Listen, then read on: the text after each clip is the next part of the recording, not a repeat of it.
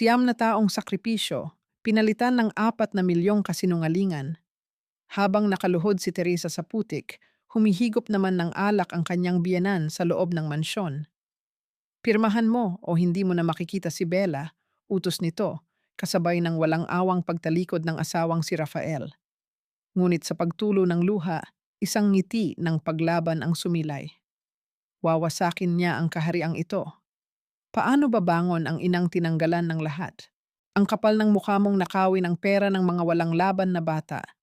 Pagkatapos ka naming pakainin, damitan, at bigyan ng malinis na pangalan, ito ang igaganti mo sa pamilya ko? Sumalubong ang hagupit ng malamig na hangin at ulan kasabay ng pagbato ng isang makapal na folder. Tumama ang matigas na kanto nito sa dibdib ni Teresa bago tuluyang bumagsak sa putikan. Nakaluhod siya sa gitna ng basang damuhan sa labas ng malapalasyong mansyon ng mga De Los Reyes. Sa loob ng kanyang basang bulsa, mahigpit na nakakuyom ang kanyang nanginginig na kamay sa isang gusot na papel. Iyon ang resibo ng pagsangla niya sa kaisa-isang lupang pamana ng kanyang namayapang ina. 3 araw pa lamang ang nakalilipas, isinuko niya ang kaisa-isang alaala ng kanyang nakaraan upang palihim na takpan ang 4 na milyong pisong nawawala sa pondo ng pamilya upang iligtas ang pangalan nila. Ngunit ngayon, ang mismong pagmamahal na iyon ang ginamit na patalim upang lapain ang kanyang pagkatao. Nakatayo si Doña Lourdes sa itaas ng balkonahe, suot ang isang eleganteng itim na bestida na hindi man lang natalsikan ng dumi ng bagyo.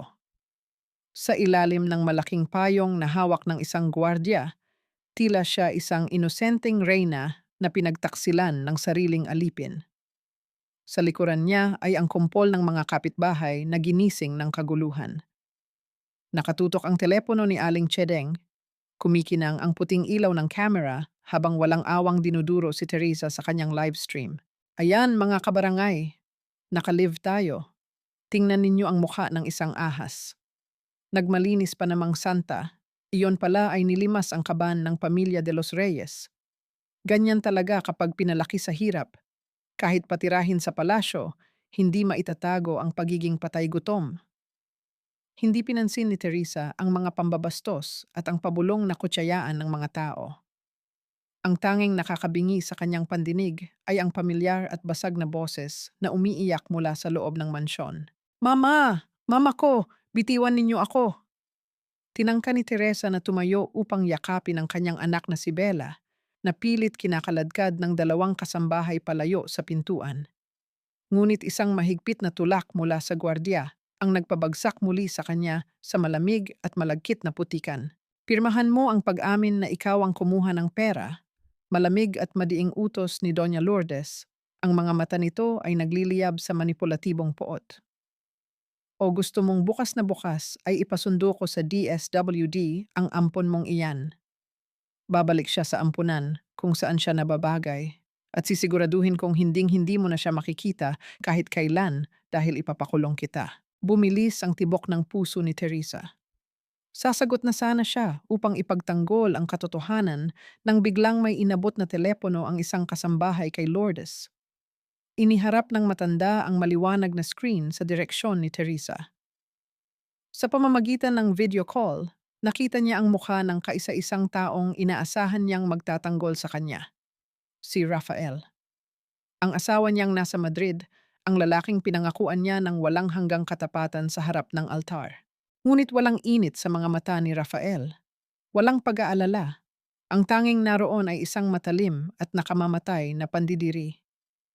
Rafael, garalgal na tawag ni Teresa, halos mawalan ng hininga sa pilit na pag-abot sa telepono.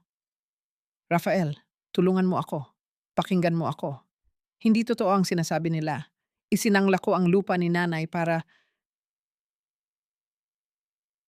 pirmahan mo na, Teresa.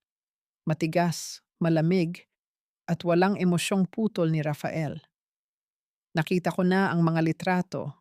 Narinig ko na ang voice recording mo kung saan ka nakikipagkasundo sa lalaking iyon. Nasa kalagitnaan ako ng pinakamahalagang pagsusulit sa buhay ko, tapos ganitong kahihiyan ang ibibigay mo sa akin? Tila huminto ang pag-ikot ng mundo ni Teresa. Ang bawat patak ng ulan na tumatama sa kanyang balat ay tila naging libu-libong yelong karayom na tumutusok hanggang sa kanyang mga buto. Namanhid ang kanyang mga binti. Tila may nakabara sa kanyang lalamunan, isang mapait at makapal na bato ng trahedya na hindi niya malunok at hindi rin mailuwa. Ang lalaking minsang nangakong poprotektahan siya ay siya mismong nag-abot ng lubid para sa kanyang pagbitay. Wala siyang nakuhang katanungan, wala man lang pag-aalinlangan. Isang salita lang ng ina nito, nahatulan na siya ng kamatayan. Huwag mo nang gawing tanga ang sarili mo at lalong huwag mo akong gawing tanga. Patuloy ni Rafael, ang boses ay parang kutsilyong pumihiwa sa natitirang pag-asa ng asawa. Pirmahan mo ang papeles na ibinibigay ni Mama kung may natitira ka pang awa sa anak natin. Binigo mo ako, Teresa. Sobrang binigo mo ako. Namatay ang tawag. Kasabay nito ay ang tuluyang pagkawasak ng kaluluwa ni Teresa. Kinuha niya ang ballpen mula sa putikan. Nanginginig ang kanyang mga daliri. Hindi dahil sa lamig ng ulan, kundi sa lamig ng katotohanang mag-isa na lamang siya. Wala na siyang asawang maaasahan. Idiniin niya ang tinta sa basang papel, isinusulat ang pangalan niya upang isuko ang kanyang dangal, kapalit lamang ng kaligtasan ni Bella. Ngumiti ng tagumpay si Doña Lourdes. Inagaw nito ang papel at pasimpleng inayos ang kwintas na perlas sa leeg bago nagsalita ng may halong pagmamalaki. Dahil kasal ka pa rin sa anak ko at dinadala mo ang apelyido namin, hindi ko hahayaang sabihin ng mga tao na wala kaming awa. Hindi kita palalayasin sa labas ng gate. Doon ka sa bahay itlogan sa likod ng niyugan. Bagay doon ang mga taong kasing dumi mo. Huwag kang tutuntong sa mansyong ito hanggat hindi ko inuutos. Nang talikuran siya ng matanda, hindi sinasadyang maapakan ng isang gwardiya ang kamay ni Teresa. Bumaba ang kanyang paningin sa sariling daliri. Sa ilalim ng putik at dumi, naaninag niya ang kanyang singsing sa kasal. Ang gintong minsang kumatawan sa wagas na pagmamahal nila ni Rafael, ngayon ay isa na lamang mabigat na kadenang nakapulupot sa kanyang pagkatao, nababalot ng burak at kahihiyan. Dahan-dahang tumayo si Teresa. Bawat hakbang niya palayo sa mansyon ay tila paghatak sa natitira niyang hininga. Nang marating niya ang dulo ng madilim na hardin, sinalubong siya ng sira-sirang kahoy ng bahay itlogan na amoy amag at bulok na patuka. Kasabay ng paghawak niya sa marupok na pinto, umalingaw-ngaw ang isang huling iyak mula sa malayo. "Mama! Huwag niyo siyang paalisin!" At pagkatapos ay sinundan ito ng matunog at malakas na pagsara ng makapal na pinto ng mansyon, tuluyang pumuputol sa boses ng kanyang anak. Binalot siya ng nakakabinging katahimikan ng gabi at ng tumitinding buhos ng ulan. Ikinuyom ni Teresa ang kanyang mga kamay. Bumaon ang kanyang mga kuko sa sariling palad hanggang sa maramdaman niya ang maligamgam na pag-agos ng sariling dugo, humahalo sa lamig ng pighati. Sa dilim ng pag-iisa, isang mapait na katanungan ang umukit sa kanyang isipan. Hanggang kailan magiging bilanggo ng utang na loob ang isang pusong pinili ng patayin ng mga taong mismong minahal niya? Gumising si Teresa sa pamilyar na amoy ng nabubulok na kahoy at lumang ipa. Ang lamig ng sementadong sahig ay tila tumagos hanggang sa kanyang mga buto. Sinalubong siya ng unang sinag ng araw na pilit sumisingit sa mga butas ng kalawanging yero, nagpapaalala na hindi pa naginip ang bangungot ng nakaraang gabi. Isang plato ng panis na kanin at tira-tirang ulam na nilangaw ang walang galang na inilapag sa tapat ng siwang ng pinto. Nakatayo sa labas ng bakod na kawad si Doña Lourdes, suot ang paborito nitong puting bata de banyo. Ang tindig nito ay tila isang banal na santo na nagbababa ng grasya sa isang makasalanan. Kainin mo iyan, Teresa. Ang paglilinis ng kaluluwa ay nagsisimula sa pagpapakumbaba at pagtanggap ng iyong nararapat na parusa. Wika ng matanda. Ang boses ay siksik sa mapagkunwaring awa, ngunit ang mga mata ay nanunuya. Hindi sumagot si Teresa. Dahan-dahan siyang gumapang palapit sa pinto at inabot ang plato. Tiningnan siya ni Lourdes ng may matinding pandidiri. Inaasahang iiyak siya at magmamakaawa. Ngunit nilunok ni Teresa ang malamig at maasim na kanin nang walang pag-aalinlangan. Kailangan niyang mabuhay. Wala siyang karapatang magutom kung gusto niyang mabawi ang anak niya. Nang umalis ang matanda, naupo si Teresa sa isang sulok at sumilip sa siwang ng kahoy na dingding. Mula sa malayo, nakita niya si Bella. Mahigpit na hawak ni Lourdes ang maliit na kamay ng bata habang naglalakad sa damuhan. Gusto ko kay Mama. Puntahan natin si Mama. Pagmamakaawa ni Bella, ang boses ay basag sa magdamag na pag-iyak. Wala na ang mama mo, apo. Niloko niya tayo. Magnanakaw siya. Kung pupuntahan mo siya, magagalit ang Diyos. Malambing ngunit nakakalasong bulong ni Lourdes. Sinadya nitong lakasan ang tinig upang matiyak na umaabot iyon sa pandinig ni Teresa sa loob ng kulungan. Napasigaw si Bella, pilit kumawala sa hawak ng matanda at tumakbo palapit sa direksyon ng bahay itlogan. Ngunit mabilis siyang hinablot ng isang malaking guwardiya mula sa likuran. Kusang umabante si Teresa, nakahanda ng kalampagi ng pinto, wasakin ang kahoy at yakapin ang kanyang anak. Subalit bago pa man dumampi ang kanyang mga kamao sa pinto, napansin niya ang isang kasambahay na nagtatago sa gilid ng puno ng mangga. Nakatutok ang kamera ng telepono nito sa kanyang direksyon. Hinihintay nilang magwala siya. Hinihintay nilang lumabas siyang tila isang baliw at mapanganib na ina upang magamit ang video bilang matibay na ebidensya sa korte at tuluyang bawiin ng batas si Bella mula sa kanya. Umatras si Teresa sa dilim. Ikinagat niya ang kanyang mga ngipin sa sariling ibabang labi hanggang sa pumutok ito. Nalalasahan niya ang init ng sariling dugo habang nanginginig ang buong kalamnan sa pagpipigil. Wala siyang nagawa kundi panoorin ang kanyang anak na kinakaladkad pabalik sa mansyon habang sumisigaw ng kanyang pangalan. Ang tinig ay unti-unting namamatay sa likod ng malalaking pinto. Nang muling bumalot ang tahimik na umaga, may napansin si Teresa na isang maliit na bagay na nahulog sa damuhan hindi kalayuan sa kanyang kulungan. Inilusot niya ang kanyang manipis na kamay sa puwang ng sahig, pilit inaabot ang lupa. Nakapa ng kanyang nanginginig na mga daliri ang maliit na ipit sa buhok ni Bella na may disenyong strawberry. Maingat niya itong pinunasan gamit ang laylayan ng kanyang maruming damit bago ibinalot sa kanyang lumang panyo at itinapat sa kanyang nagdurugong dibdib na tila ba yakap-yakap niya ang mainit na katawan ng kanyang anak. Alam niyang hindi siya maaaring mabulok doon. Hinubad niya ang kanyang sapatos at hinugot ang isang maliit na telepono na lihim niyang itinago sa ilalim ng suwelas bago pa man siya kaladkarin palabas ng mansyon. Ito ang kanyang huling baraha. Binuhay niya ang screen at mabilis na nag-type ng mensahe para sa kaisa-isang taong pinagkakatiwalaan niya ng kanyang mga lihim. Carmela, kailangan ko na ang mga bank statements na ipinatago ko sa iyo. Ipapasa ko iyon sa abogado para lumabas ang katotohanan. Tulungan mo ako. Lumipas ang ilang minuto ngunit walang tugon. Bumilis ang paghinga ni Teresa. Bakit hindi sumasagot ang kanyang pinsan? Pumasok siya sa kanyang online storage application upang tingnan ang folder kung saan niya itinago ang libu-libong pahina ng ebidensya ng mga peking transaksyon ng pamilya. Isang mensahe ang bumungad sa gitna ng maliwanag na screen. Cloud storage, folder deleted.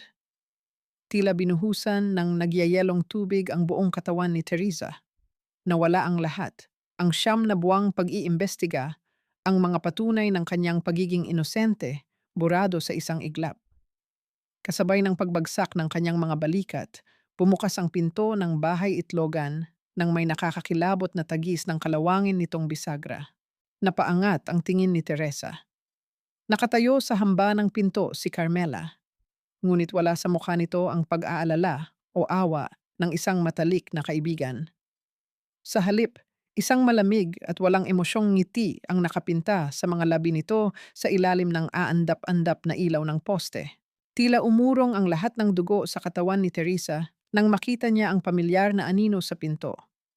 Ang babaeng itinuring niyang kapatid, ang kasalo niya sa bawat pagluha at pagtawa, ay nakatayo ngayon sa harap niya bitbit ang pambura ng kanyang nag-iisang pag-asa. Bakit, Carmela?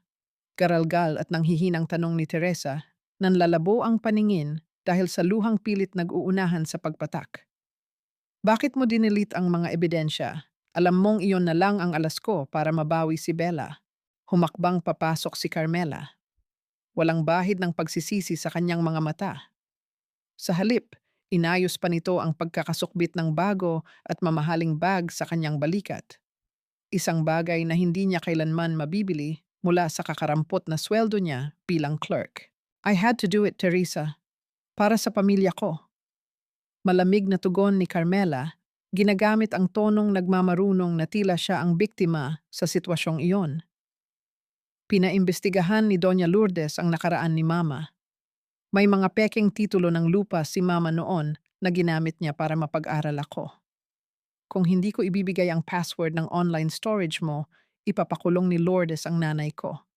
Sira ang pangalan namin. Tinitigan ni Teresa ang pinsan, pilit hinahanap ang kahit isang patak ng katotohanan o awa sa mukha nito. Ngunit habang pinagmamasdan niya ang bagong alahas na kumikinang sa leeg ni Carmela, unti-unting luminaw ang isang masakit na katotohanan. Pamilya? O pera? Matigas na usal ni Teresa, pilit itinatayo ang nanginginig na tuhod upang salubungin ang mga mata ng traidor.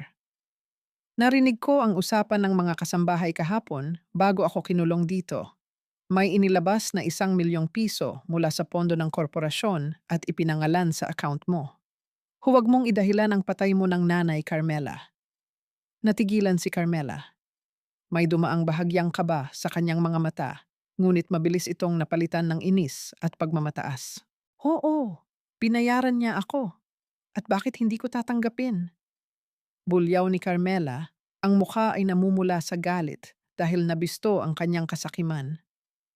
9 na taon akong nakasunod sa anino mo, Teresa. 9 na taon akong nagtitiis sa mga mumo ng pamilya de los Reyes habang ikaw, nagpapakasarap sa pwesto bilang senyora ng mansyon. Ngayon, gusto mo akong idamay sa pagbagsak mo? I deserve this money. Mariing pumikit si Teresa. Ang bawat salitang lumalabas sa bibig ni Carmela ay parang punyal na paulit-ulit na itinarak sa kanyang likuran. Hindi ang kasinungalingan ni Lourdes ang pumatay sa kanya. Ang pumatay sa kanya ay ang katotohanang ang taong pinag-alayan niya ng buong tiwala ay naging isang halimaw dahil sa inggit at salapi. Binenta mo ang 9 na taong pagkakaibigan natin sa halagang 1 milyon? Matalim at puno ng hinanakit na tanong ni Teresa. Bawat pantig ay may kasamang luha. Napakamura mo naman, Carmela. Isang matalim at mabigat na palad ang dumapo sa pisngi ni Teresa. Ang puwersa ng sampal ay nagpabagsak sa kanya sa malamig at maalikabok na sahig. Umugong ang kanyang pandinig habang nararamdaman ang mabilis na pamamaga ng kanyang mukha, ngunit mas masakit ang pagkapunit ng kanyang tiwala.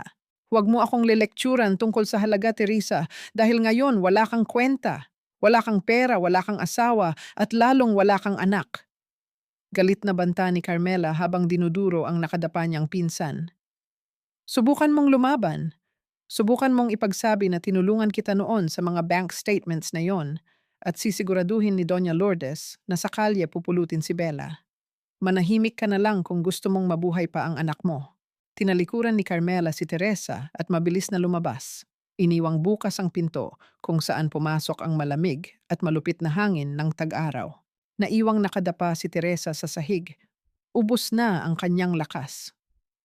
Dahan-dahan niyang inangat ang kanyang paningin sa sariling pulso.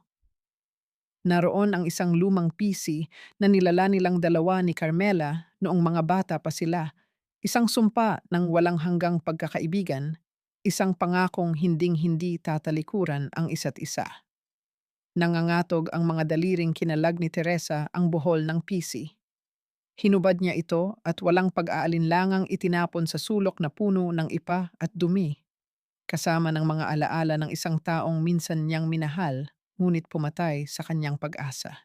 Kasabay ng tuluyang pagkawala ng kanyang tiwala sa mundo, ay ang pagdating ng matinding lagnat. Nagsimulang manginig ang buong katawan ni Teresa. Nanlamig ang kanyang mga paa habang nag-iinit ang kanyang noo. Sa kanyang nanlalabong paningin at papawalang ulirat, hindi niya napansin ang isang tahimik na anino na kanina pa nakatayo sa labas ng siwang ng kahoy na bintana. nakikinig sa bawat salitang binitawan ng kanyang pinsan. Ipinikit ni Teresa ang kanyang mga mata. Hinihintay na lamang ang tuluyang pagbawi ng kalangitan sa kanyang hininga. Ngunit sa gitna ng kadiliman at pagkaputol ng kanyang diwa, naramdaman niya ang isang magaspang ngunit mainit na kamay na dahan-dahang dumampi sa kanyang nag-aapoy na noo. Henerasyon ng init sa gitna ng nanlalamig na gabi.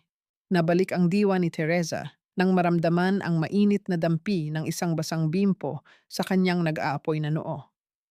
Dahan-dahan niyang iminulat ang kanyang mabibigat na talukap at sinalubong siya ng isang pamilyar at kulubot na mukha, naliligo sa luha habang nakatanghod sa kanya sa ilalim ng malamlam na liwanag ng buwan. Si Yaya Coring, ang matandang kasambahay na nag-alaga kay Rafael noong bata pa ito at siyang tanging nagpakita ng tunay na pagmamahal kay Teresa sa loob ng mansyon. Diyos ko, Teresa, patawarin mo ako at wala akong magawa. Patawarin mo ako.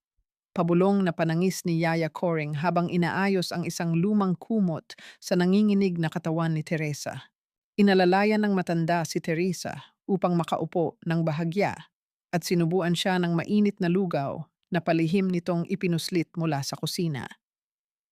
Sa unang paglapat ng mainit na sabaw sa kanyang nanunuyong lalamunan, isang mabigat na luha ang kumawala mula sa mga mata ni Teresa at tahimik na pumatak, humahalo sa kanyang kinakain.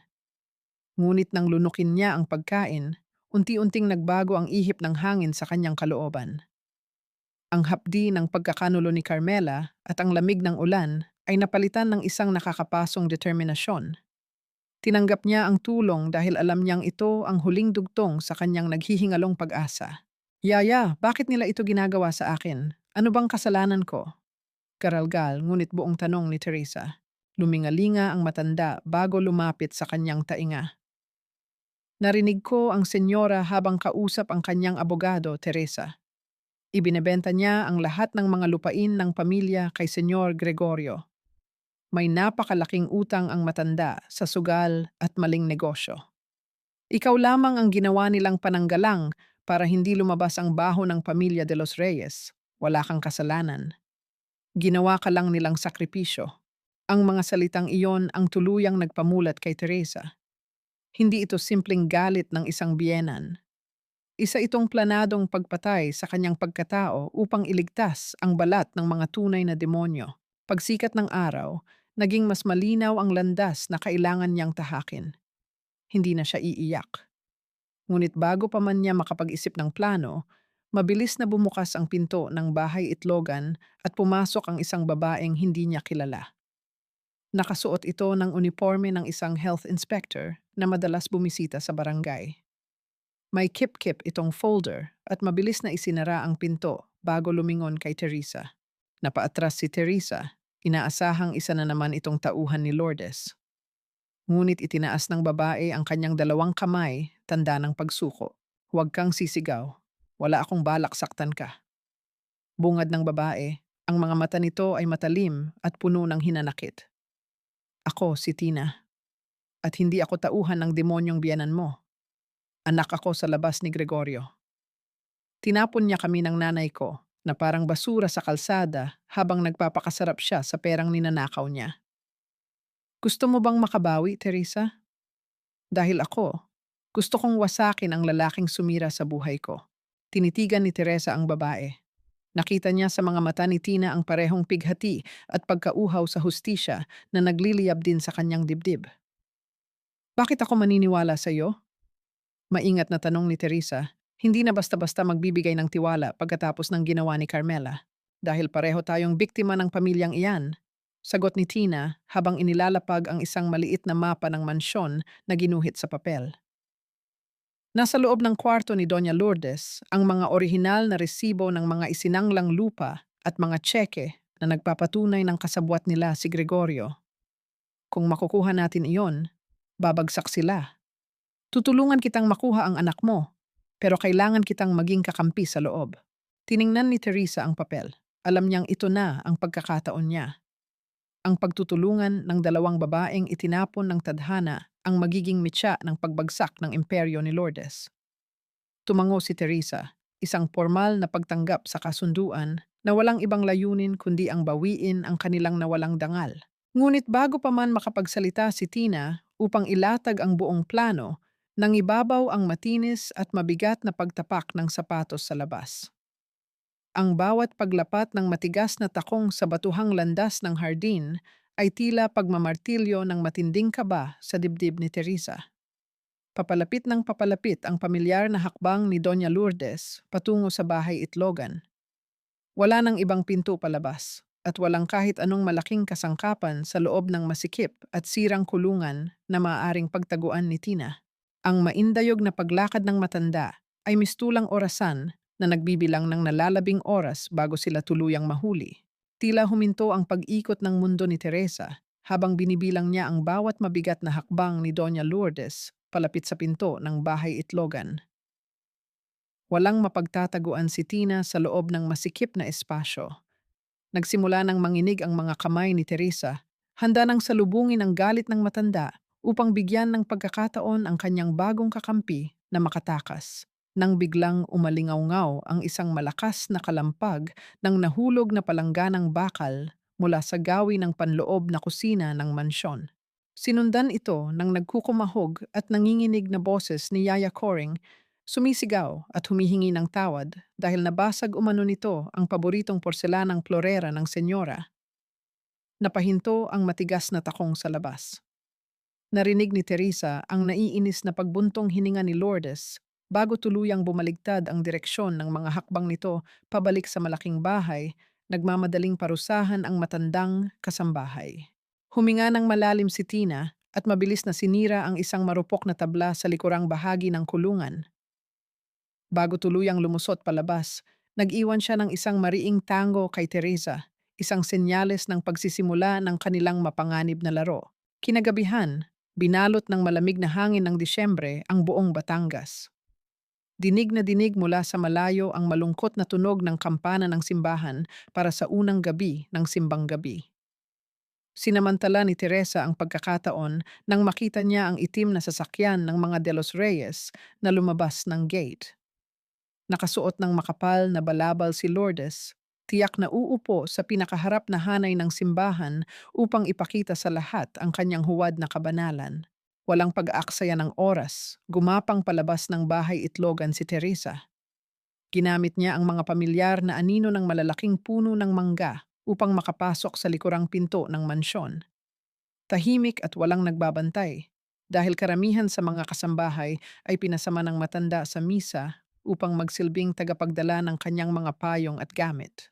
Nang marating ni Teresa ang kwarto ni Lourdes, sumalubong sa kanya ang masangsang na amoy ng mamahaling pabango at lumang kahoy. Dumiretso siya sa malaking aranya kung saan nakatago ang kahadeyero, ngunit laking gulat niya nang makita itong nakabukas at walang laman. Isang pain.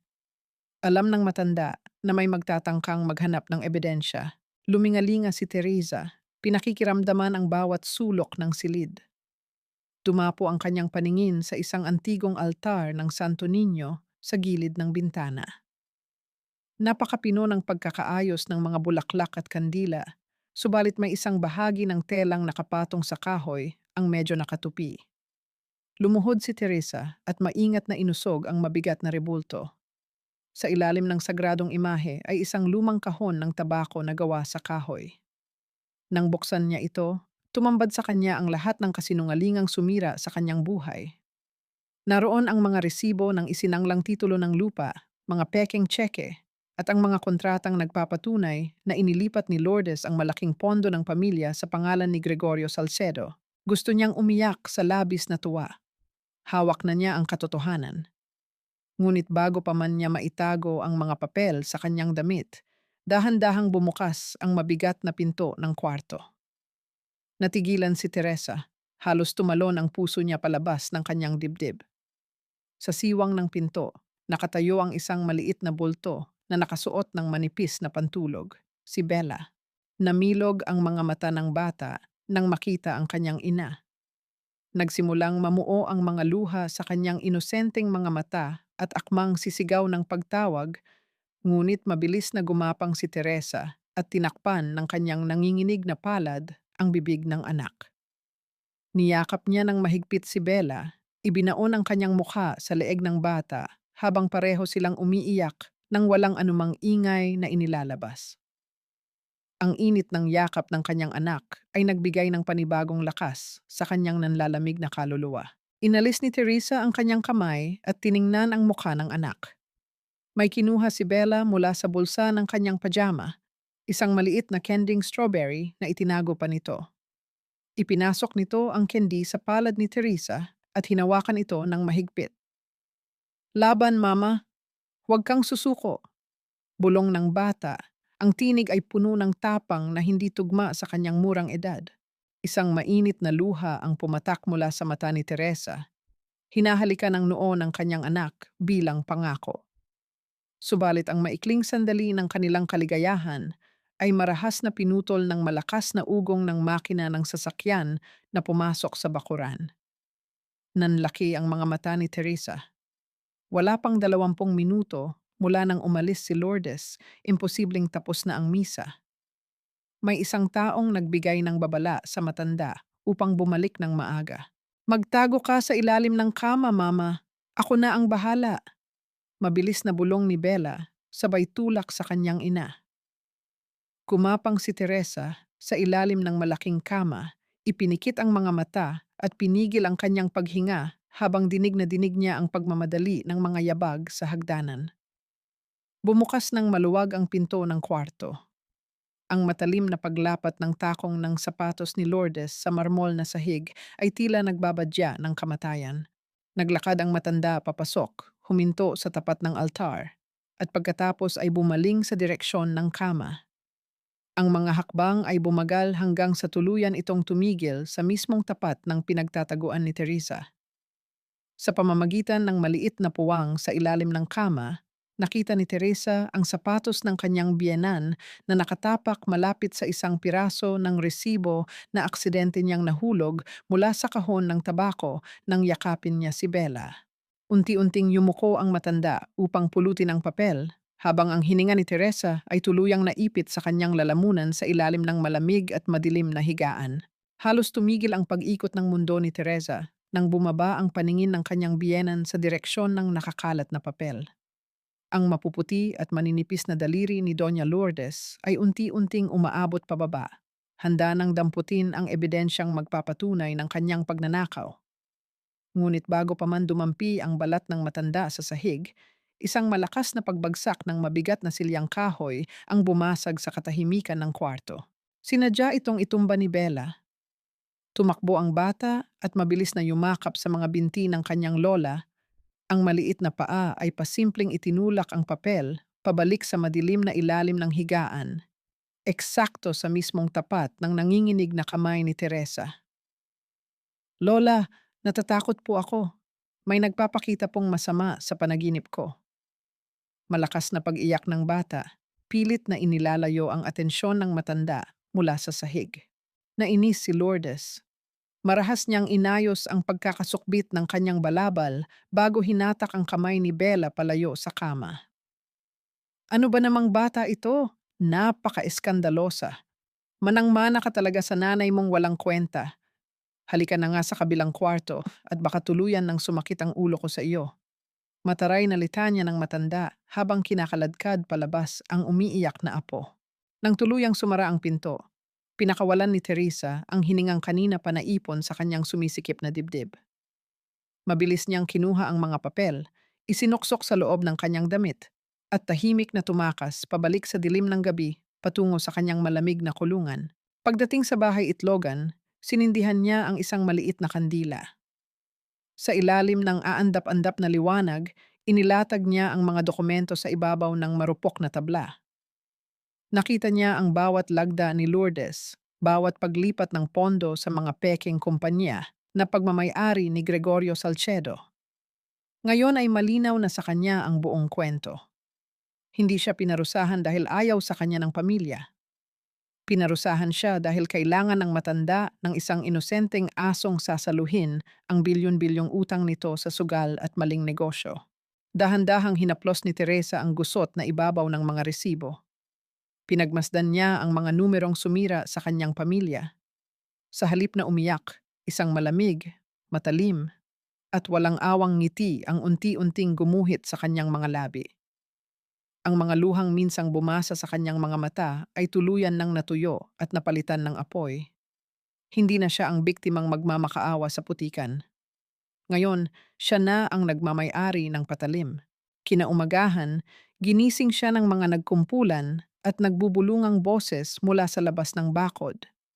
Nakatayo doon si Doña Lourdes, kausap si Aling Chedeng at ilang mapanuring kapitbahay.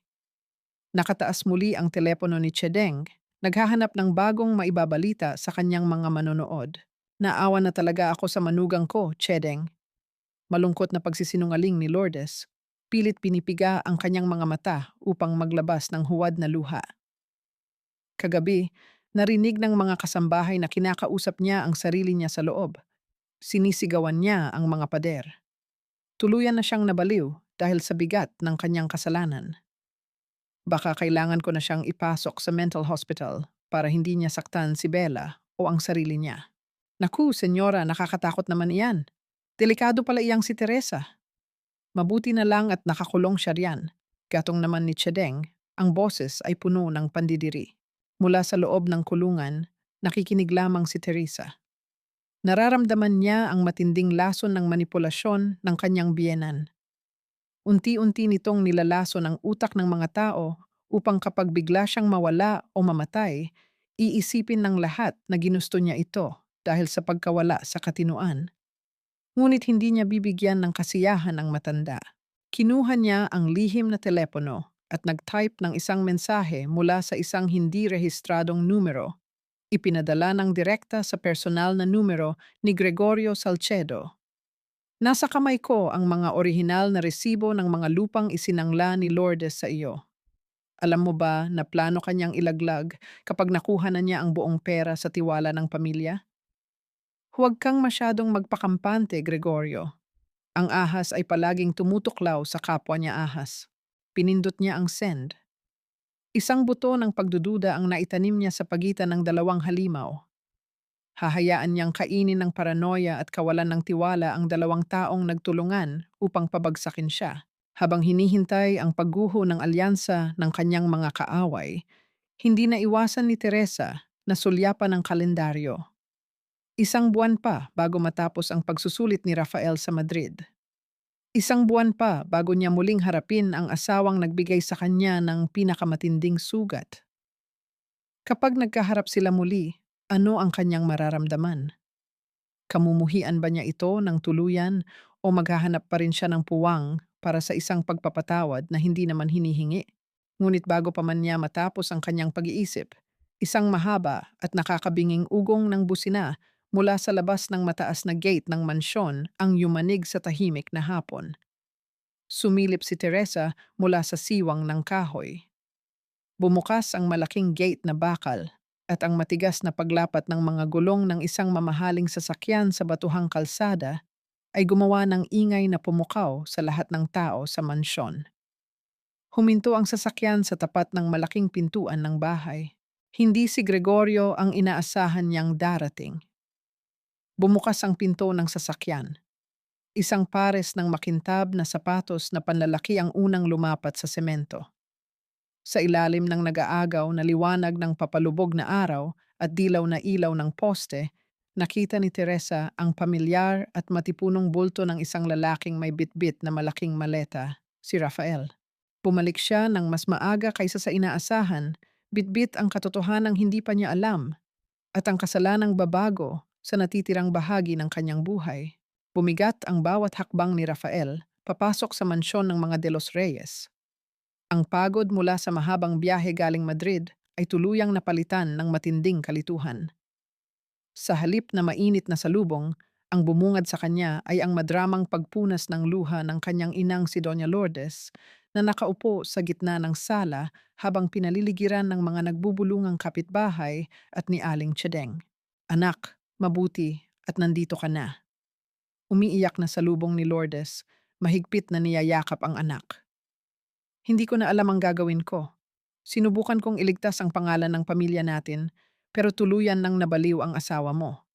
Ninakaw niya ang pera, at ngayon, Nagsasalita siyang mag-isa. Sinisigawan ang mga kasambahay.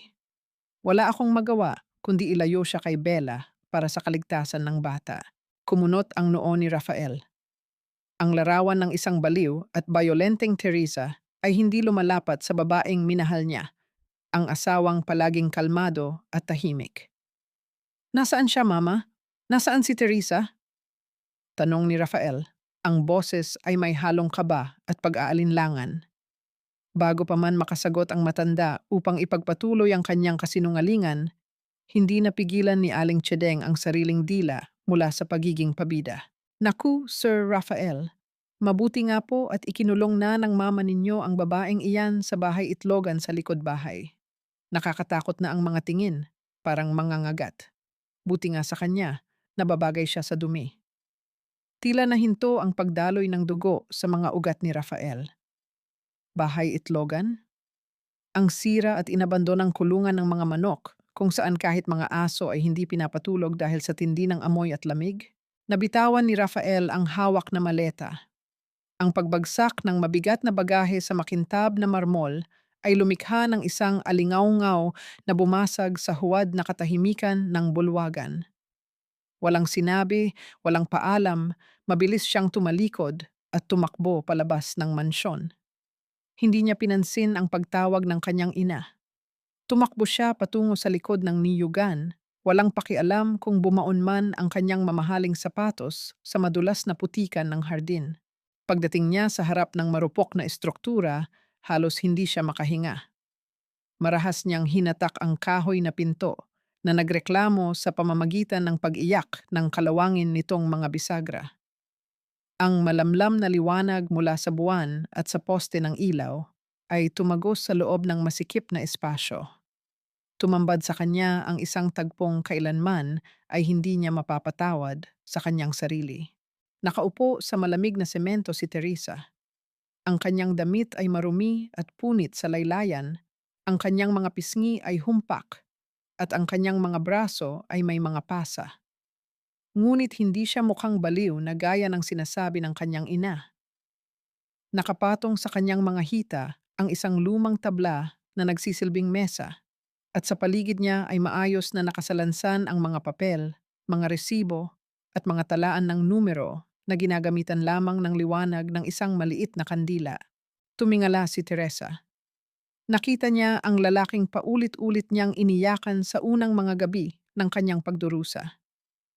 Ngunit ngayon, ang mga mata ng kanyang asawa ay puno ng pagkabigla at matinding pagsisisi. Humakbang si Rafael papasok.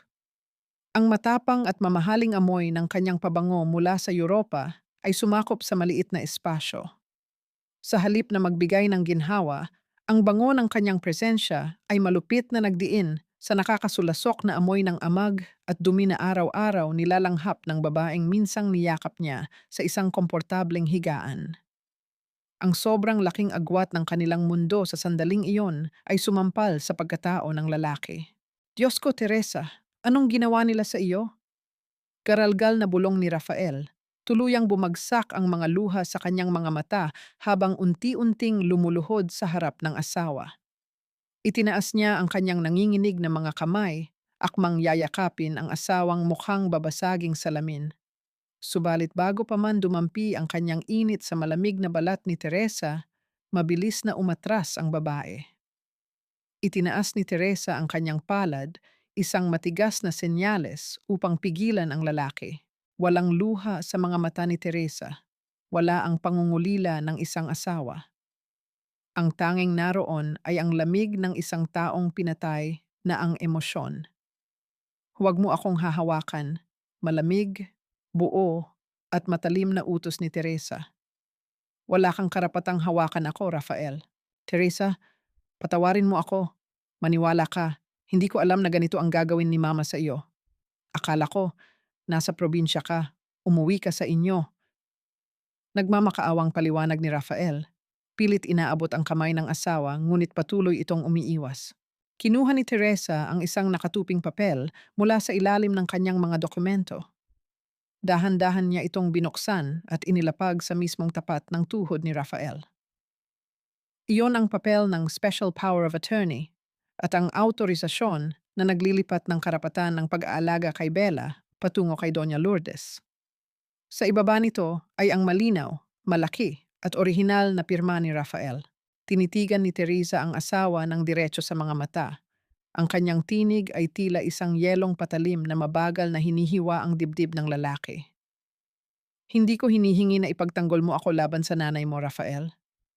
Pero sana, bago ka naniwala sa mga kasinungalingan nila, tinanong mo man lang ako. Sana man lang nagduda ka. Pero hindi, mas pinili mong pumirma. Nanlamig ang buong katawan ni Rafael nang makita ang sariling lagda na naging kasangkapan sa pagwasak ng kanyang pamilya. Ito ang pumatay sa akin, Rafael. Patuloy ni Teresa, ang bawat salita ay bumabaon sa kaluluwa ng lalaki. Hindi ang nanay mo, kundi ikaw. Ang puting papel sa sahig ay nagningning sa ilalim ng kandila, mas matalas pa sa anumang sandata. Walang awang pumuputol sa lahat ng mga salitang nais pang ibulalas ng naguguluhang asawa. Teresa, pakinggan mo ako. Pagmamakaawa ni Rafael, ang mga luha ay patuloy sa pag-agos sa kanyang pisngi. Nagpadala si mama ng mga litrato. May kasama ka raw na lalaking pumapasok sa isang motel. Tapos may ipinarinig siyang voice recording. Boses mo. Sinasabi mong kukunin mo ang pera at iiwan mo ako. Nasa gitna ako ng pinakamabigat na exam para maging kapitan, sumabog ang utak ko sa pag-iisip. Hindi ko alam ang gagawin ko. Walang nagbago sa malamig na ekspresyon ni Teresa. Tinitigan niya ang lalaking nasa kanyang harapan, ang lalaking pinag-alayan niya ng kanyang buong kabataan at katapatan. Piloto ka, Rafael. Mahina ngunit mariing simula ni Teresa. Ang bawat pantig ay may bigat ng 1,000 pighati. Maingat ka sa bawat lipad mo. Sinusuri mo ang bawat makina, ang bawat kable, para walang mamatay na pasahero. Pero sa akin, sa asawang nag-alaga sa anak mo, isang peke at malabong litrato, isang pinutol na recording, hinayaan mo akong bumagsak at mamatay sa putik nang walang ginagawang investigasyon. Tila piniga ang puso ni Rafael. Napagtanto niya ang kalaliman ng kanyang pagkukulang. Isa siyang magaling na kapitan sa himpapawid, ngunit isa siyang bulag at duwag na asawa sa lupa.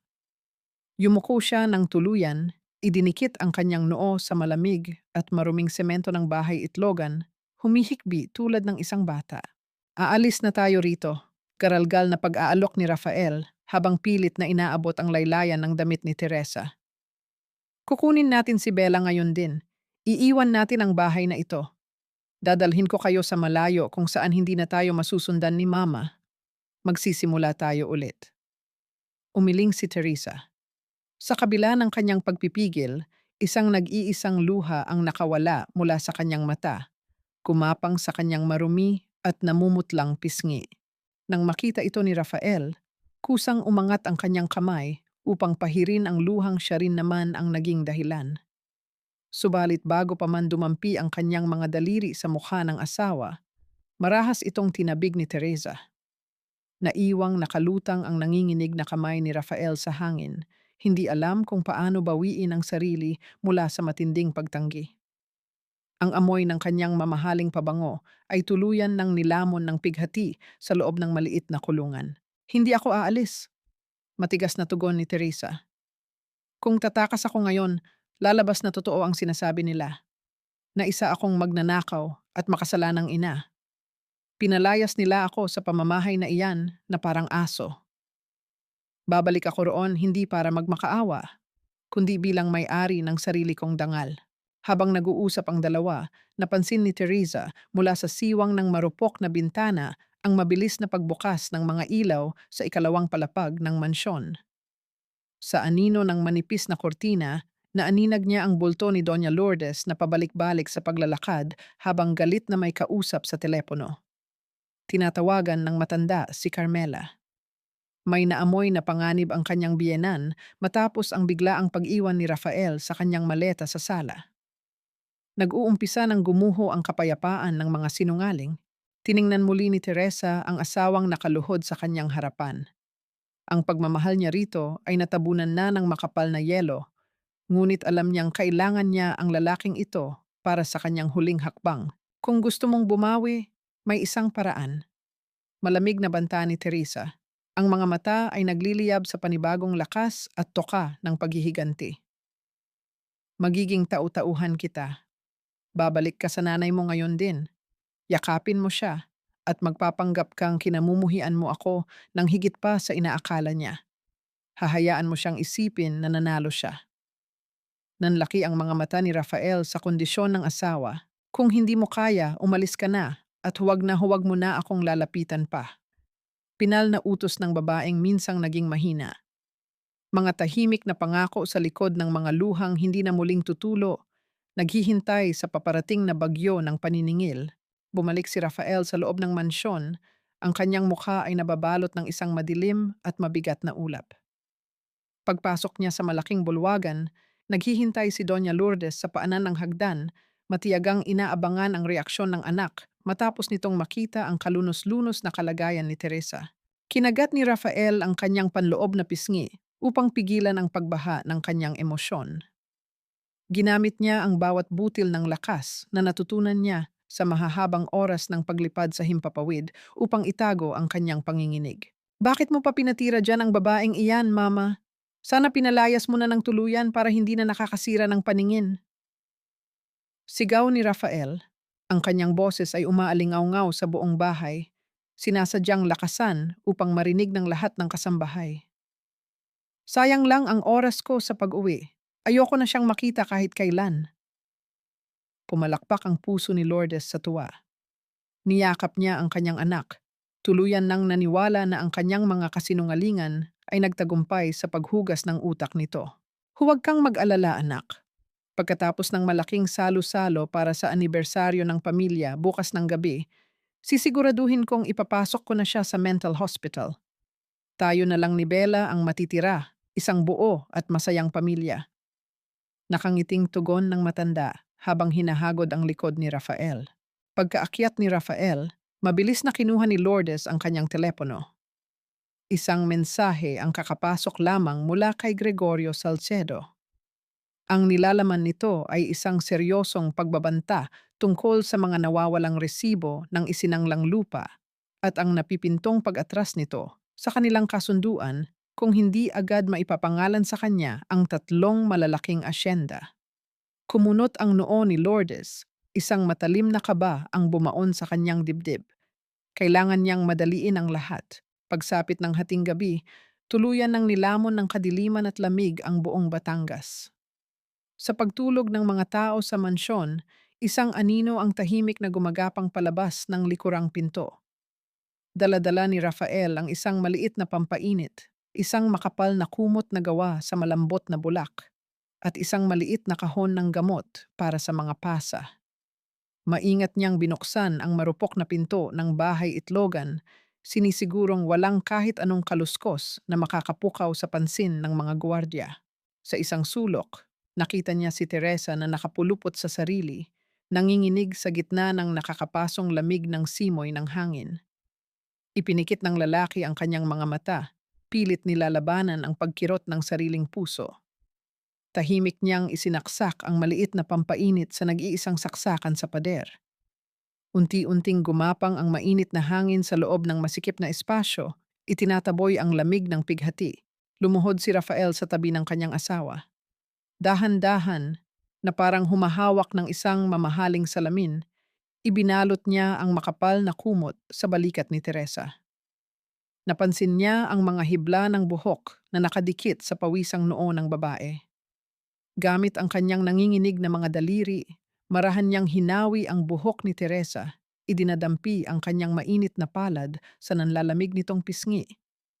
Isang patak ng luha mula sa mata ng lalaki ang nahulog at tahimik na dumampi sa likod ng palad ng babae.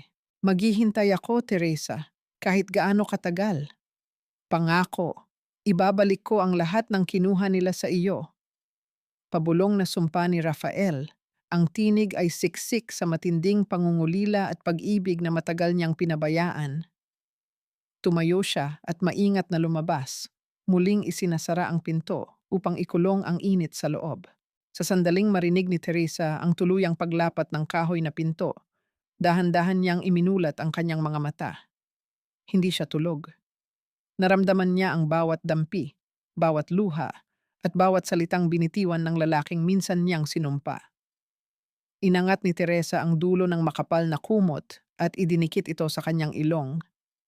Hinihigop ng kanyang pandama ang pamilyar na amoy ng pabango ng kanyang asawa.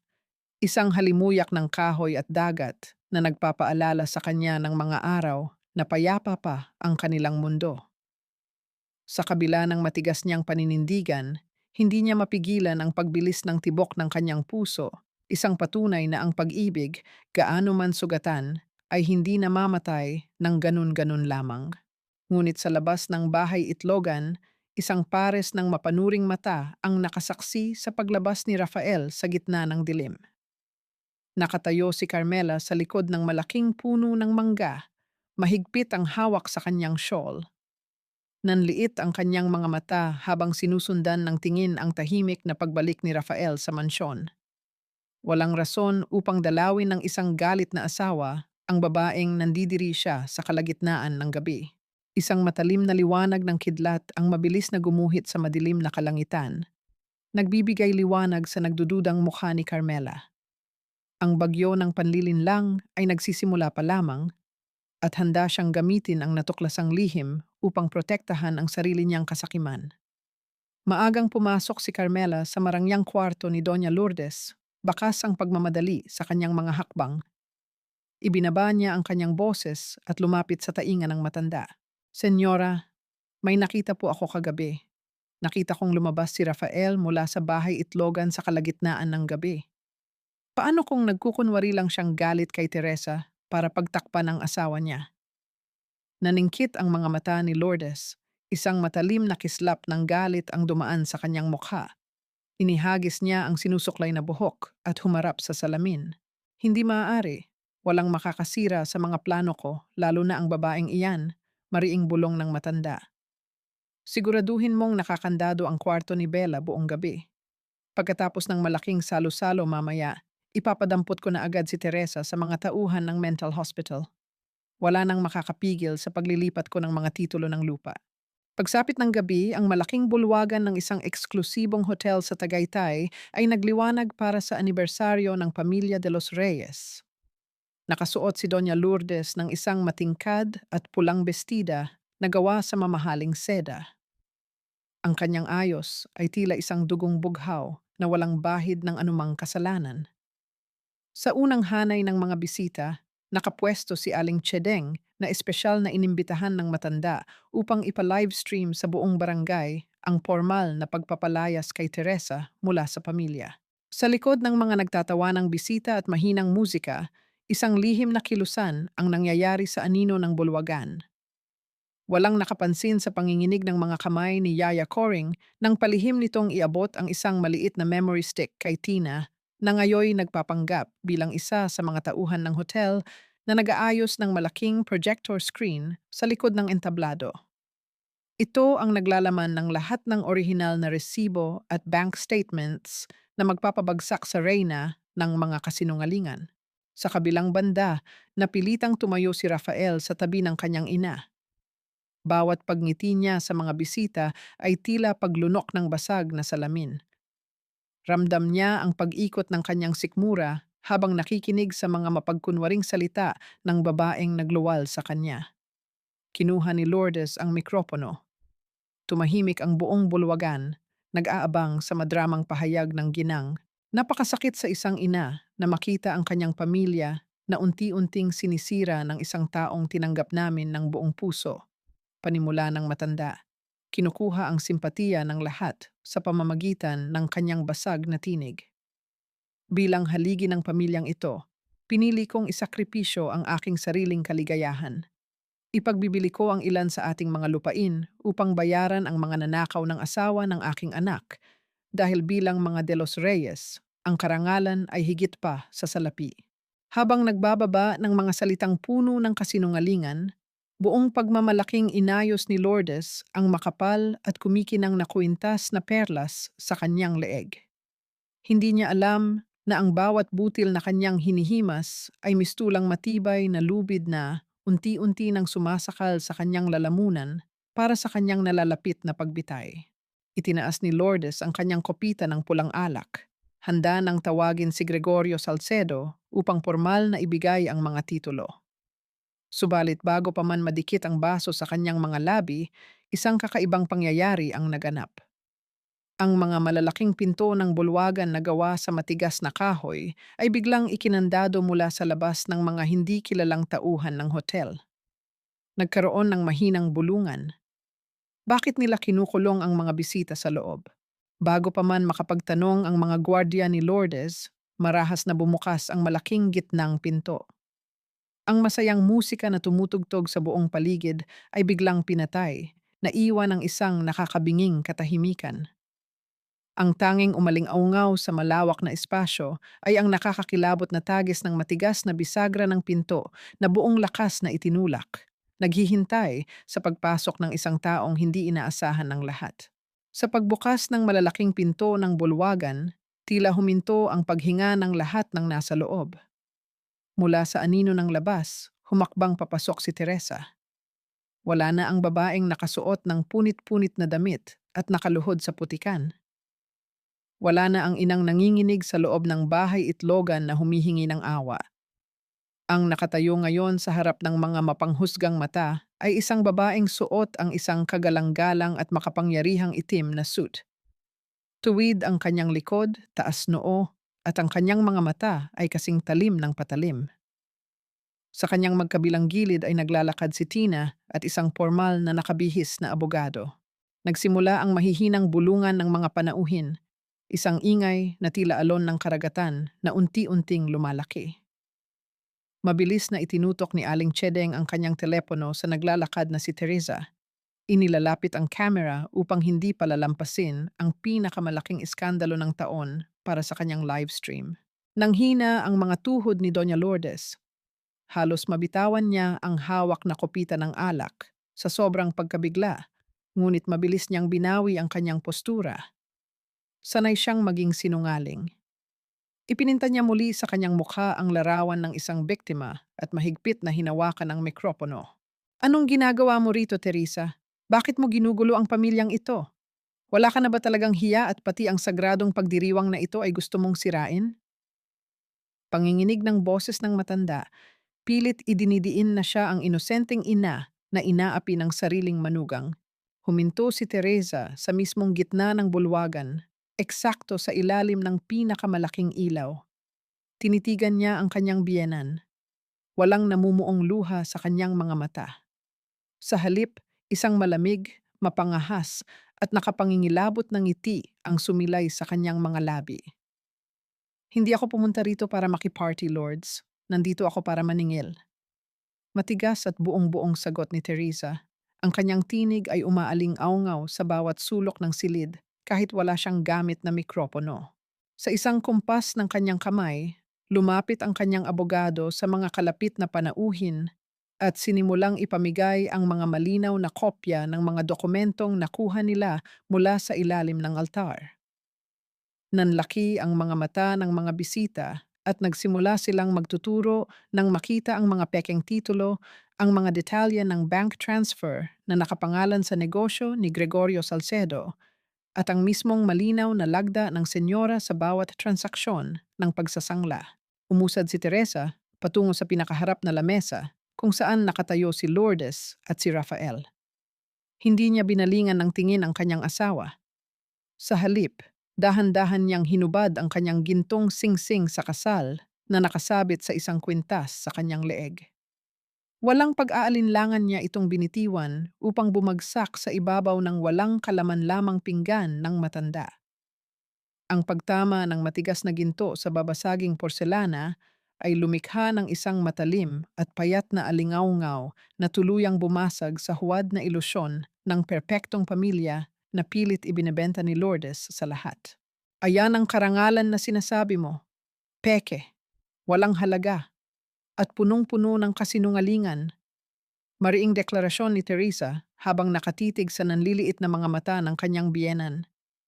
Nanginig sa matinding galit at kaba si Lourdes.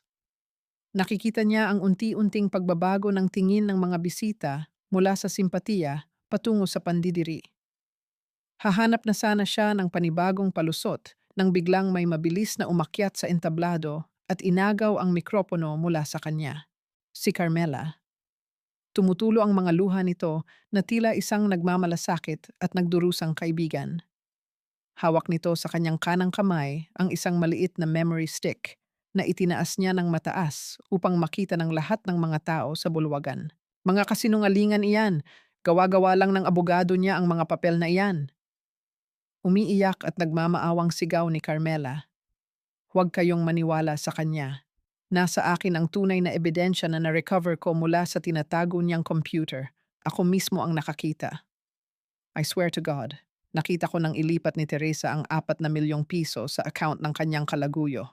Ang mga mapanirang salita na lumabas mula sa mikropono ay tila matutulis na bubog na mabilis na bumaon sa pandinig ng lahat. Nagiiwan ng isang matinding kalituhan sa pag-iisip ng bawat manonood kung sino nga ba ang nagsasabi ng totoo at kung paano makakaligtas si Teresa sa huling patalim na ito mula sa taong pinagkatiwalaan niya ng buong buhay niya. Dahil sa magaling at nakakumbinsing pag-arte ni Carmela, unti-unting lumingon ang mga panauhin sa direksyon ni Teresa. Nagsimulang gumapang ang pagdududa sa mukha ng mga matataas na panauhin. Ginamit agad ni Doña Lourdes ang pagkakataong ito.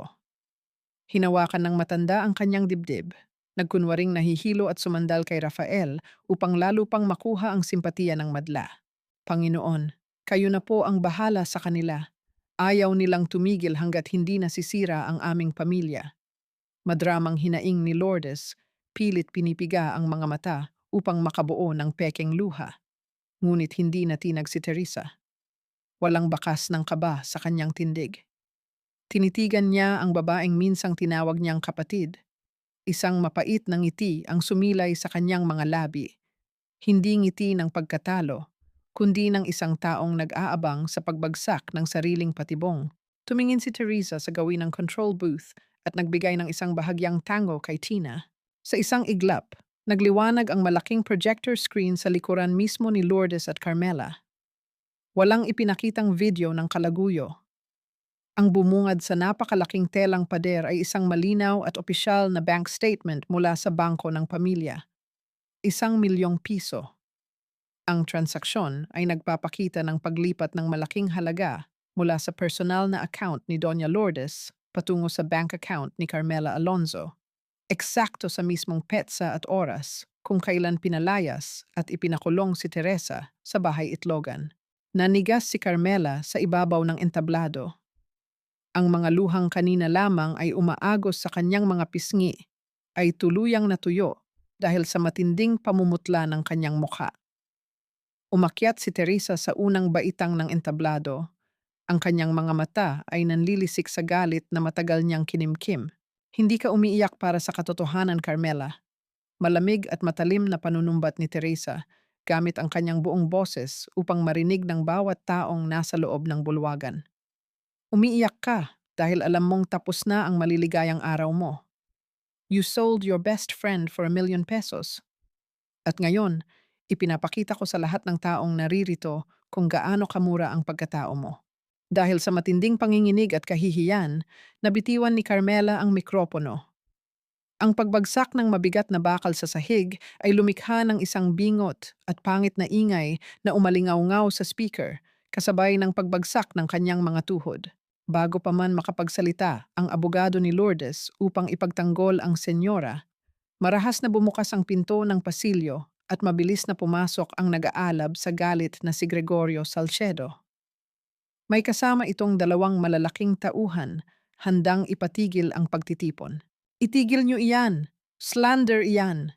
Lahat ng ipinapakita ninyo ay gawa-gawa lamang upang sirain ang negosyo ko at ang pamilya de los Reyes. Galit na sigaw ni Gregorio, tinuturo ang direksyon ni Teresa habang mabilis na naglalakad palapit.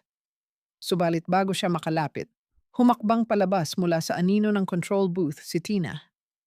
Kinuha niya ang isa pang mikropono at hinarap ang matandang lalaki na nanlalaki ang mga mata nang makilala siya. Hindi ito paninira, Mr. Salcedo. Katotohanan ito na nagmumula mismo sa sarili mong dugo. Matapang na pahayag ni Tina. Ako si Celestina. Ang anak sa labas na itinapon mo sa kalsada kasama ng nanay ko habang nagpapakasarap ka sa perang ninanakaw mo. Akala mo ba hindi ko mahahanap ang mga sikreto mo? May pinindot si Tina sa kanyang telepono na konektado sa sound system ng bulwagan. Sumunod na umalingaw-ngaw ay ang boses ng dalawang tao sa isang palihim na pag-uusap. Boses ni Gregorio at boses ni Doña Lourdes. Pagkatapos nating isangla ang huling asyenda bukas, tapos na ang utang mo sa akin, Lourdes. Siguraduhin mo lang na hindi makakapagsalita si Teresa. Hayaan mo na siyang mabulok at makulong.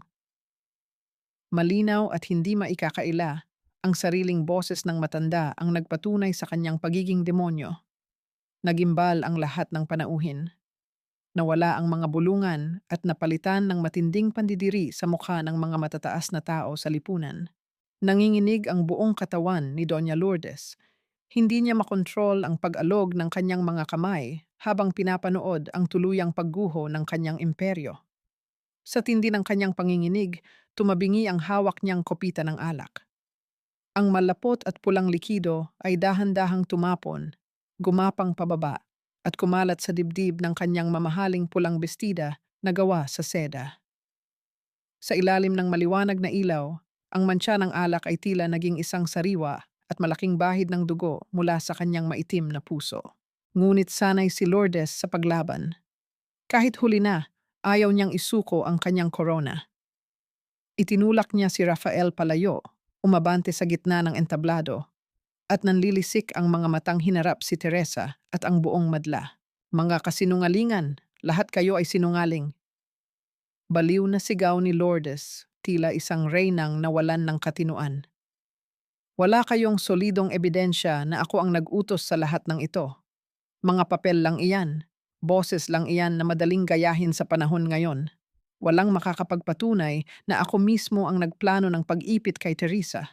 Ang kanyang boses ay pumunit sa hangin, naghihintay ng sagot, habang ang nakakabinging katahimikan na sumunod ay tila pag-ipon ng lakas ng isang bagyong handa nang pumatay ng tuluyan. Sa gitna ng desperadong pagsigaw ni Doña Lourdes, nanatiling tahimik at kalmado si Teresa. Hindi niya kailangang makipagsabayan sa ingay ng isang taong unti-unting nilalamon ng sariling kasinungalingan. Mula sa kanyang kinatatayuan, ibinaling ni Teresa ang kanyang paningin sa isang madilim na sulok ng bulwagan kung saan nakatayo si Aling Chedeng. Ang ginang na mahilig kumuha ng video ay namumutla, nanginginig at dahan-dahang umaatras. Pilit itinatago ang hawak na telepono sa likod ng kanyang katawan. Isang banayad na senyas ang ibinigay ni Teresa kay Tina. Sa kumpas na iyon, nagbago ang imahe sa malaking projector screen. Nawala ang mga papel at resibo. Ang pumalit ay isang malabo at umaalog na video. Pamilyar sa lahat ng bisita ang eksenang iyon. Ito ang sikat na live stream na kumalat sa buong barangay noong gabing pinalayas si Teresa sa gitna ng malakas na ulan. Ngunit hindi ang pag-iyak ni Teresa sa putikan ang ipinakita. Ini-rewind ni Tina ang video sa mismong bahagi kung saan naglalakad si Aling Chedeng sa gilid ng madilim na pasilyo ng mansyon, naghahanap ng magandang anggulo bago tuluyang itutok ang camera sa labas. Sa background ng video, sa likod ng makapal na haligi ng balkonahe, nahagip ng camera ang dalawang figura. Lumingon ang lahat sa screen. Umalingaw-ngaw sa buong bulwagan ang pabulong, ngunit malinaw na tinig mula sa video na hindi sinasadyang na-record ng telepono ng tsismosa. Siguraduhin mo lang na pipirma siya, Carmela. Boses mismo ni Doña Lourdes na kausap ang pinsan ni Teresa bago mangyari ang paninisi. Basta papirmahin mo si Teresa, sa atin na ang lupa. Walang makakaalam na natalo ko ang lahat ng pera ng pamilya sa sugal. Ililigtas ko ang pangalan natin kahit ikamatay pa ng babaeng iyan. Sinundan ito ng pagtango ni Carmela sa loob ng video. Ako na ang bahala, senyora. Basta ibibigay niyo sa akin ang 1,000,000 pagkatapos ng lahat. Ang mga linyang iyon ay tila mga huling pako sa kabaong ng pagpapanggap ni Lourdes. Walang pekeng boses, walang gawa-gawang ebidensya. Ang mismong sandata na ginamit ni Lourdes upang wasakin ang dignidad ni Teresa, ang social media at ang pakikialam ng mga kapitbahay, ang siya ring mismong bumitay sa kanya sa harap ng buong lipunan. Napasinghap ang mga panauhin. Tuluyan ng nawasak ang imahe ng nagdurusang ina. Mula sa sulok, binitiwan ni Aling Chedeng ang kanyang telepono. Sa labis na hiya at pagsisisi na siya ay naging bulag na kasangkapan sa pagwasak sa buhay ng isang mabuting tao, itinaas niya ang kanyang sariling kamay at malakas na sinampal ang kanyang sariling bibig. Parusa sa isang dilang sumira sa buhay ng inosente. Wala nang malusutan si Lourdes. Sa matinding desperasyon, gumapang siya patungo kay Rafael na tahimik na nakatayo sa gilid ng entablado. Mahigpit niyang hinawakan ang laylayan ng mamahaling Amerikana ng anak. Pilit hinihila ito upang mapansin siya. Anak, huwag kang maniwala dyan. Edited iyan. Ginawa ko lang ang lahat para sa pamilya natin. Rafael, ipagtanggol mo ang nanay mo. Ako ang nagluwal sa iyo. Nagmamakaawa at paos na sigaw ng matanda, nakaluhod sa harap ng kanyang huling pag-asa. Tumingin si Rafael pababa sa babaeng nagbigay sa kanya ng buhay. Sa nakalipas na 40 taon, sunod-sunuran siya rito. Naniwala siyang ang pagiging mabuting anak ay ang pagyuko sa bawat utos nito. Ngunit habang pinagmamasdan niya ang mukha ng ina, nakita niya ang halimaw na sumugat sa kaluluwa ng kanyang asawa at halos sumira sa kinabukasan ng kanyang anak. Dahan-dahan ngunit mariing binawi ni Rafael ang kanyang braso mula sa pagkakakapit ng matanda. Malamig niyang kinuha ang mikropono. Wala nang bakas ng pagkalito o kahinaan sa kanyang tindig. Hindi kita ipagtatanggol. Matigas at walang emosyong deklarasyon ni Rafael, ang boses ay sapat na upang marinig ng lahat ng nakasaksi. Dahil ngayong gabi, wala na akong nanay na isang magnanakaw at maninira ng sariling pamilya. Tila tinamaan ng kidlat si Lourdes. Napasandal siya sa malamig na sahig ng entablado, nakatitig sa anak na tuluyan ng tumalikod sa kanya. Bago pa man siya muling makasigaw ng pagtutol, isang matinis na alingawngaw ng sirena ng pulisya ang pumunit sa tahimik na gabi sa labas ng hotel. Dumating na ang mga autoridad, bitbit ang warrant of arrest na lihim na inihanda ng abogado ni Teresa. Ang pag-ilaw ng pula at asul mula sa mga sasakyan ng pulis ay tumagos sa malalaking salamin ng bulwagan, nagbibigay ng matapang na kulay sa namumutla at nanginginig na mukha ng nag-iisang Doña Lourdes de los Reyes. Pumasok ang mga unipormadong pulis sa loob ng bulwagan, dala ang malamig na hangin ng gabi na tuluyang nagpatahimik sa lahat ng mga bisita. Walang anumang pagtutol na nagawa si Gregorio Salcedo nang hawakan siya ng mga autoridad. Ang kanyang mukha ay pininturahan ng matinding pagkatalo habang inilalabas ng hotel. Subalit para kay Doña Lourdes, ang paglapat ng malamig na bakal na posas sa kanyang nanginginig na mga pulso ay isang parusang mas masahol pa sa kamatayan. Sa buong buhay niya, pinrotektahan niya ang kanyang karangalan gamit ang pera at panlilinlang. Ngayon, sa harap ng lahat ng taong gusto niyang mapabilib, siya ay kinakaladkad na parang isang pangkaraniwang kriminal. Hindi kinaya ng kanyang pagmamataas ang tindi ng kahihiyan. Nanlambot ang kanyang mga tuhod at tuluyan siyang nawalan ng malay bago pa man siya makalabas ng pinto, iniwang nakalupasay at walang dangal sa paningin ng lipunang kanyang sinamba. Habang inaasikaso ng mga pulis ang matanda, isang nanginginig na figura ang gumapang palapit sa mga paa ni Teresa, si Carmela. Ang babaeng nagbenta ng kanilang pagkakaibigan ay ngayon nakaluhod. Basang-basa ang mukha ng luha habang mahigpit na nakakapit sa laylayan ng itim na pantalon ng kanyang pinsan. Teresa, I am so sorry. Forgive me, please. Nadala lang ako ng takot. Ginamit lang ako ng biyenan mo. Nagmamakaawang hikbi ni Carmela. Pilit hinahanap ang awa sa mga mata ng babaeng kanyang winasak. Dahan-dahan ngunit mariing binawi ni Teresa ang kanyang paa. Tinitigan niya ang pinsan, walang galit, ngunit walang ni isang patak ng pagmamahal. Ang kapatawaran ay libre, Carmela, at matagal na kitang pinatawad para sa sarili kong peace of mind. Banayad ngunit matalim na sagot ni Teresa, ang boses ay hindi nanginginig. Pero ang tiwala ko, hinding-hindi mo na iyon maibabalik. Umalis ka na bago ko pa makalimutan na magkadugo tayo. Naiwang nakaluhod si Carmela, humagulgol sa gitna ng malawak na espasyo habang tuluyang tumalikod si Teresa. Mula sa kabilang pasilyo, pumasok si Yaya Coring habang akay-akay ang isang maliit na bata, si Bella. Nang makita ng bata ang kanyang ina, mabilis itong kumawala sa hawak ng matandang kasambahay at tumakbo ng buong bilis. Sinalubong ni Teresa ang kanyang anak. Lumuhod siya at sinalo ang maliit na katawan ni Bella, ibinaon ang kanyang mukha sa leeg ng bata habang pareho silang umiiyak. Ngunit sa pagkakataong ito, hindi ito luha ng pighati o takot. Ito ay mainit na luha ng kalayaan, ng isang tagumpay na binayaran ng dugo, pawis at matinding sakripisyo. Pinagmasdan ni Rafael ang tagpong iyon mula sa di kalayuan. Ang kanyang puso ay umaapaw sa pagmamahal at matinding pangungulila. Hakbang-hakbang siyang lumapit sa mag-ina. Nais niyang yumakap. Nais niyang humingi ng kapatawaran at ibalik ang pamilyang halos hayaan niyang mawasak. Subalit nang iangat ni Rafael ang kanyang mga braso, mabilis na tumayo si Teresa. Hinarangan niya ng kanyang sariling katawan si Bella at nag-abot ng isang mahinahong kamay upang patigilin ang kanyang asawa. Isang malungkot ngunit matibay na ngiti ang sumilay sa kanyang mga labi.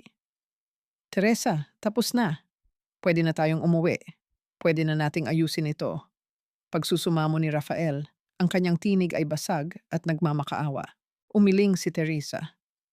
Hindi napapawi ng isang paghingi ng tawad ang gabing pinapirma mo ako sa putikan, Rafael. Uuwi kami ni Bella, pero hindi sa mansyon ninyo. Hindi ako babalik sa bahay kung saan pinatay ninyo ang pagkatao ko.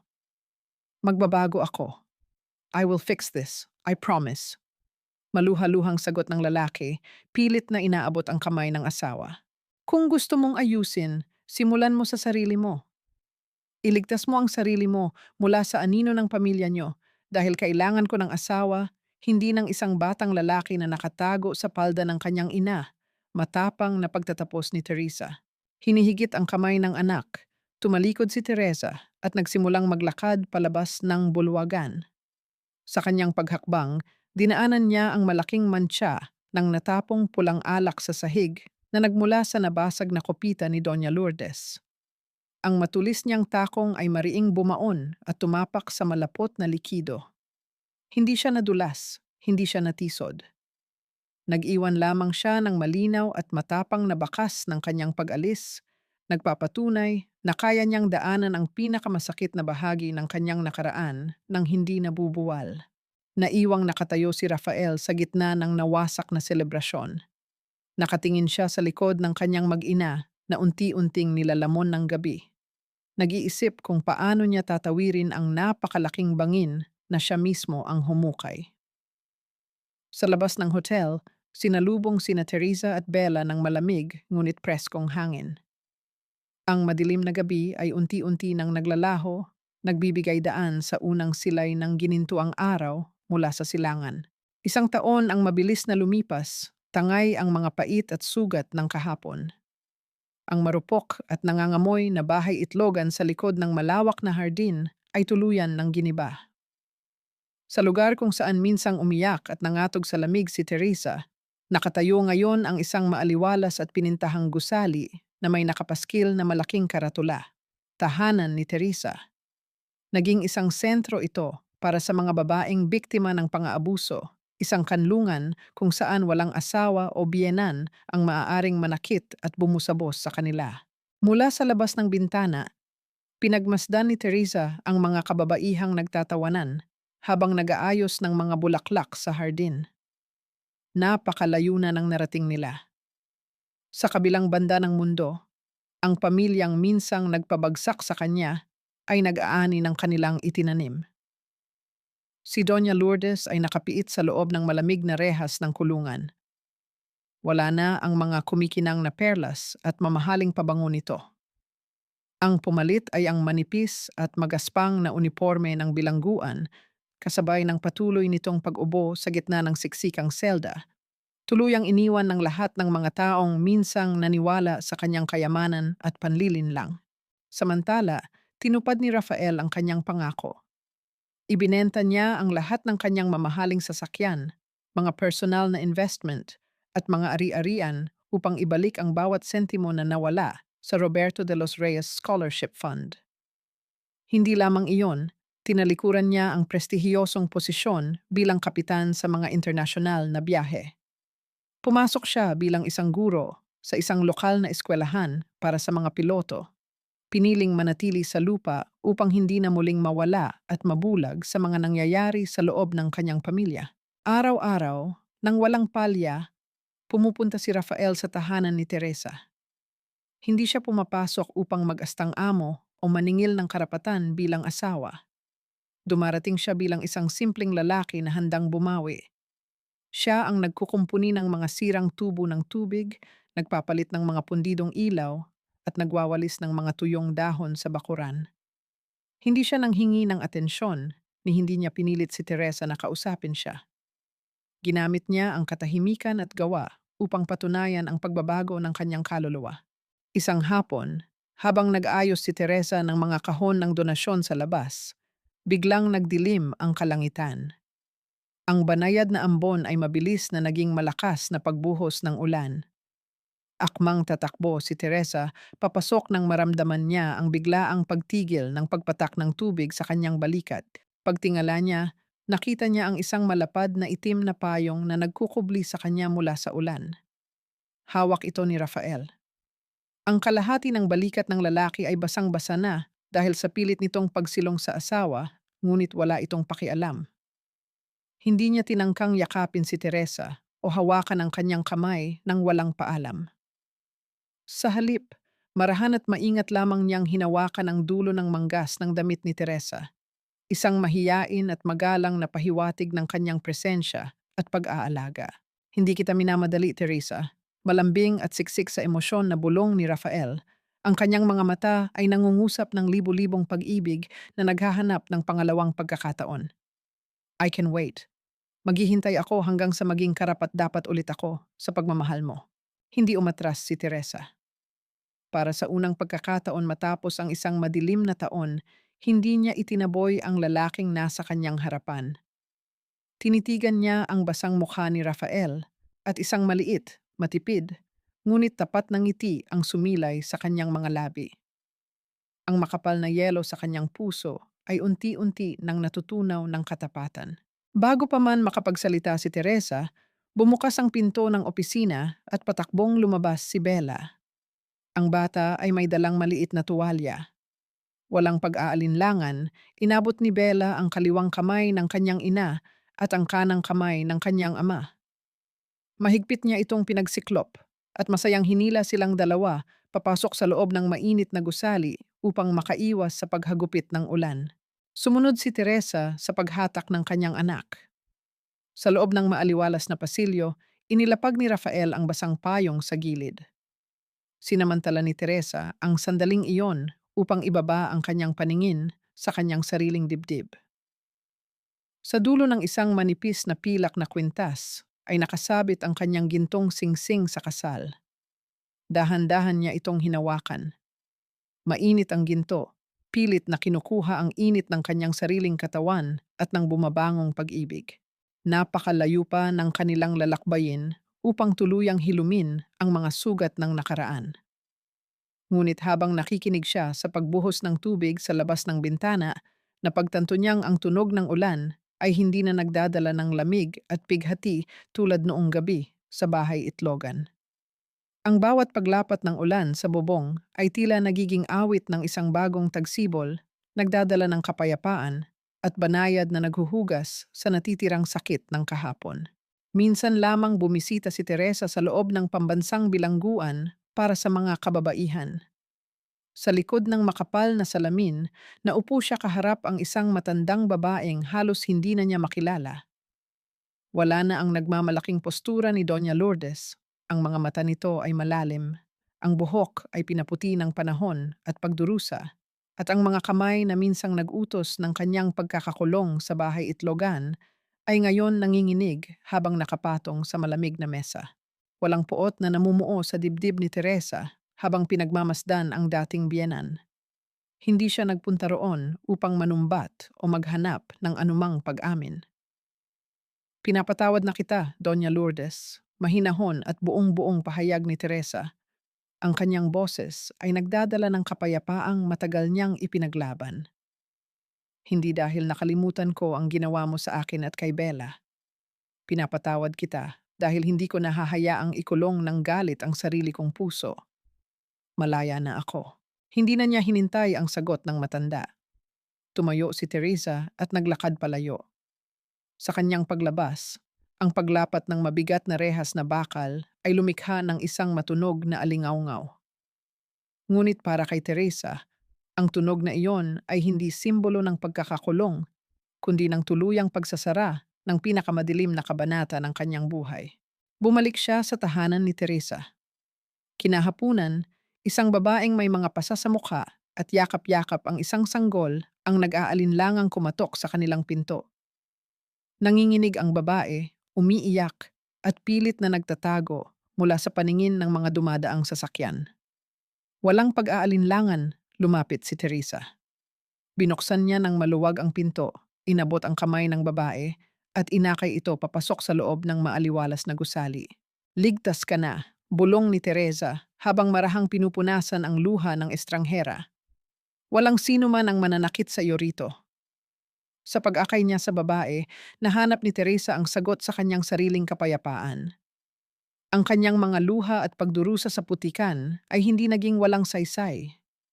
Ginamit niya ang mga tipak ng kanyang nawasak na pagkatao upang magtayo ng isang matibay na pader para sa mga kababaihang nawalan ng boses. Sa kanyang tahimik na pagmumuni-muni, naging malinaw ang pinakamahalagang aral na inukit ng tadhana sa kanyang kaluluwa. Ang tunay na pag-ibig ay hindi nasusukat sa haba ng iyong pagtitiis sa pananakit o sa lawak ng iyong pananahimik upang maprotektahan ang pangalan ng isang pamilya. Ang pagmamahal ay kalakip ang malalim na paggalang at ang utang na loob, ang matapang na salitang madalas ginagamit upang sakalin at itali ang kabutihan ng isang Pilipino, ay kailanman hindi dapat gamiting pambayad upang isuko ang sariling dignidad at karapatan. Mula sa pinto ng opisina, pumasok si Rafael. May bitbit itong mainit na kape na ipinagtimpla niya para kay Teresa. Inilapag ng lalaki ang saro sa ibabaw ng mesa. Hindi na ito nakasuot ng makintab na uniforme ng piloto, kundi isang simpleng polo shirt at maong na pantalon. Ngunit sa paningin ni Teresa, ang lalaking nakatayo sa kanyang harapan ngayon ay mas matipuno at mas kagalang-galang kaysa sa anumang version nito sa nakaraan. Natuto si Rafael na tumayo sa sarili nitong mga paa, malayo sa anino ng kanyang ina. Nagkatinginan silang dalawa, isang sulyap na naglalaman ng pangungulila, pagtanggap, at isang tahimik na pag-asa para sa bukas. Itinaas ni Teresa ang kanyang mga kamay papunta sa kanyang leeg. Dahan-dahan niyang kinalag ang manipis na pilak na kwintas kung saan nakasabit ang kanyang gintong sing-sing sa kasal. Kinuha niya ang sing-sing. Tinitigan niya ito ng ilang sandali, ginugunita ang apoy na sumubok sa katatagan ng pamilyang ito. Pagkatapos, nang may buong kasiguraduhan at pagmamahal, isinuot niya muli ang singsing sa kanyang daliri. Eksakto at lapat na lapat. Hindi niya ito isinuot dahil sa utos ng lipunan, hindi dahil sa obligasyon ng isang asawa.